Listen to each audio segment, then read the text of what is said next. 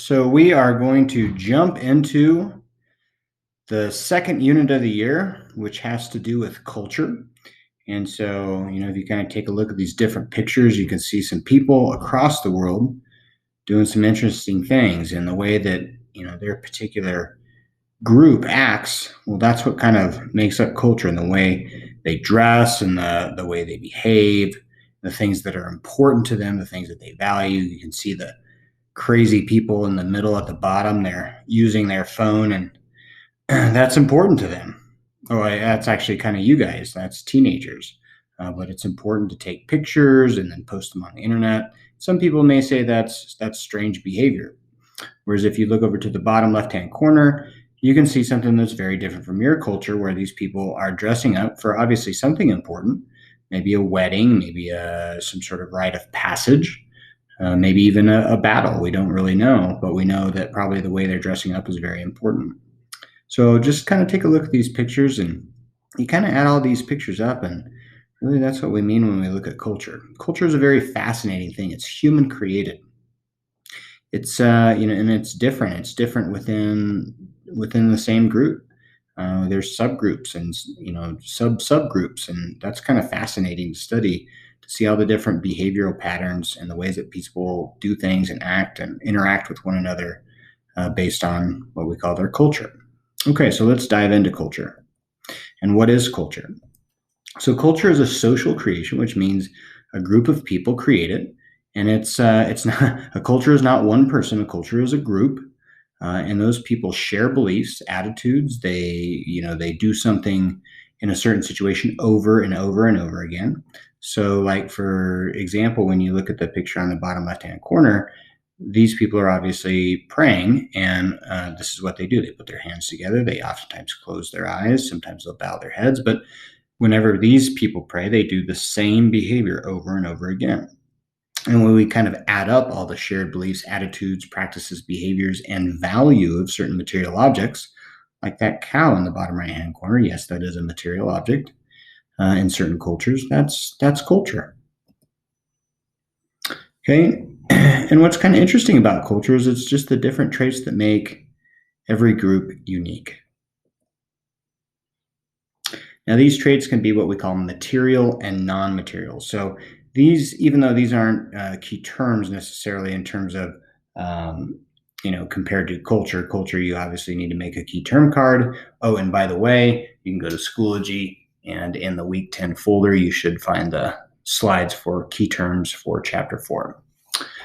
All right, so culture can be material or non-material. And what we mean by that, first of all, when we talk about material, these are tangible things. These are aspects of culture that you can touch, and something that has significance or meaning. So an object that has significance or meaning to a group of people. And you might be saying, well, why then do you have a hamburger and French fries? Well, that's something that's kind of quintessentially American. And so, that is an object that's something that our culture can relate to. And you would be surprised to go to other countries where you might be having a hard time to even find one or a couple places that serves hamburger and fries. Here you could go to a place and find, 20, 30 different places that sell, hamburgers. So these are kind of tangible things that are important, that have meaning. You take a look at like the Escalade that's there. All of us kind of know, the reason people buy these things is not just because they have four-wheel drive and they get you around, but because, hey, they show off. It's important to Americans to show off, to show our wealth. We like to have social status, and we believe that things like diamond rings and iPhones and Escalades, they give us status, and it makes us feel important. And so that has significance or meaning to our group of people. Whereas if you were like, I don't know, the Amish, they may look down upon you if you were to have this kind of material wealth, and that would not be important to them, and they would shun you. They would not let you be a part of their group because of the way you behave and flaunt your wealth. Okay, so these material objects are called artifacts. Now, artifacts are one of our key terms, so make sure you scroll down for artifacts, sociofacts, and minifacts. The first one that we're going to talk about is going to be called an artifact. So an artifact is just a material object of culture that has meaning. And here are a bunch of different types of artifacts that you could use. We looked at hamburger and French fries as kind of food that has meaning. Clothing, like if a person is dressed in America and they're wearing an all black suit with a black tie and a white shirt, that might mean they're going to a funeral or something like that. Or, if you have like adornments of the body, whereas some countries, this is a big no-no. Or some cultures is a big no-no. In our culture, we do have that, but usually just the females wear those things. And so, it kind of there's certain gender roles that we assign to behaviors and different things that we do for our culture. So all of these things, and I know that like housing doesn't seem very cultural, but when you take a look at different forms of housing across the world, you'll see that our environment comes into it, the types of materials available comes into it. So even housing is a type of cultural artifact. Okay, non-material culture. So this is where we'll get into kind of the art, like the sociofacts and mentefacts. So before I get to that, just generically, this is called non-material culture. And non-material culture are the beliefs, the ideas, the attitudes, the behavioral patterns, and the meaning of all those things for a particular group of people. And so if you kind of take a look at the picture there, you see in the bottom left-hand corner, these people look like they're savages. They look like they're crazy. But, for us, that's totally normal behavior. These people are just cheering at a football game. In the middle picture, you have Hindus that are bathing in the Ganges, which is one of the most polluted rivers in the world. But yet, this is very spiritual. This is very cleansing to these people. And it's very meaningful to them. And their behavior may seem strange to us, but very normal if you are a Hindu. And then if you go over to the bottom right hand, another behavior, and like Ethiopians, for example, would be, be eating from a communal bowl. They would be sitting down probably on a carpet, maybe not eating at a table necessarily like maybe Americans would. And you can see that people are using hands for kind of messy foods, and they're using, certain fingers, whereas for us, that might seem kind of awkward. Okay, so now go to your card for sociofact.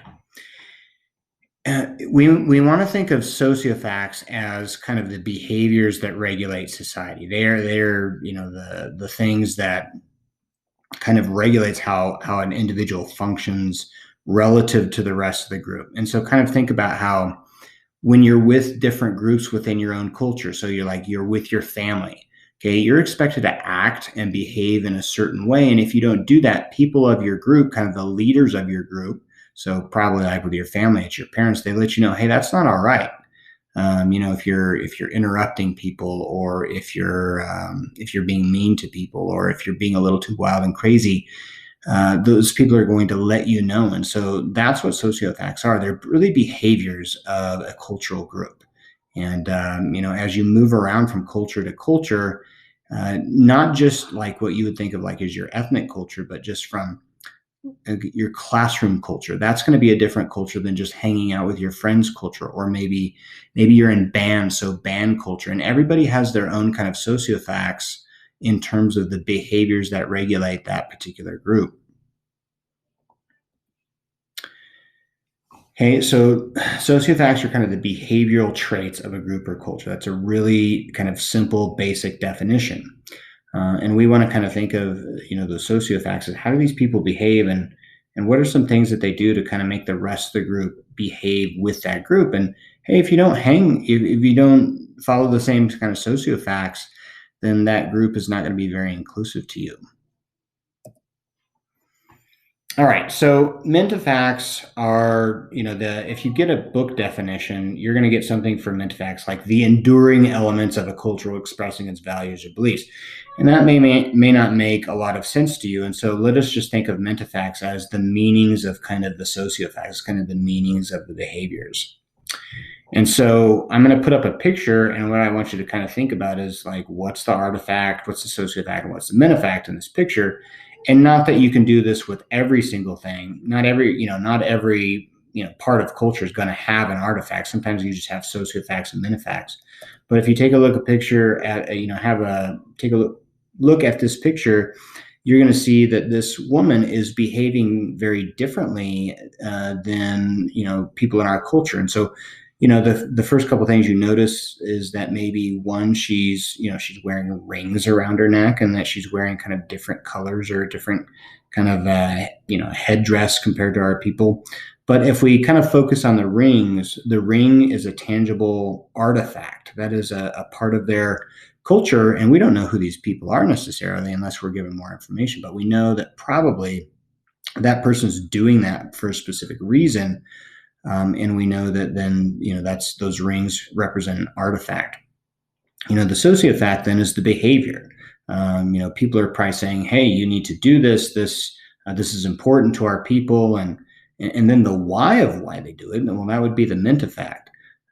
So, in this particular culture, the older you are, the more status you have.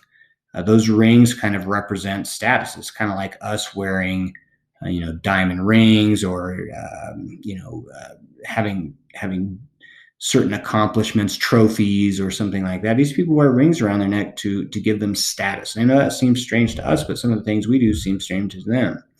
But these rings around their neck say, this person's important in her society, and she's gained status compared to maybe the other girls who either don't have as many rings, or don't have rings at all. So again, the artifact is going to be the rings. The sociofact is that they wear them around their neck, and the meaning of it is social status or value. That they mean that it's beautiful, or they mean this person's important. Whatever the meaning is, that is the mentifact. Okay, so I'm going to stop right there, and that should be it for today.